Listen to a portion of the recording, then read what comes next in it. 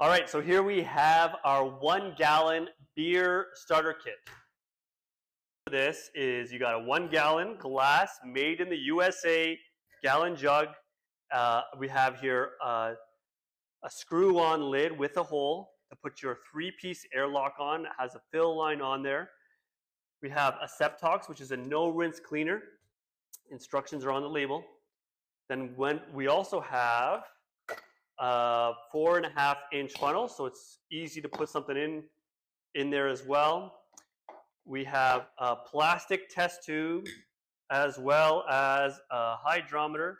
It's colorized hydrometer, so it has measurements for both beer, wine, and dessert wine, which is fantastic, and it also has a start and finish. Keeps it really, really simple, so you can have it bobbing on here.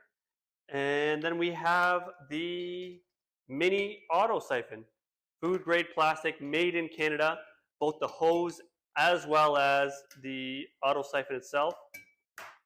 And that's what you get with your all-in-one starter kit.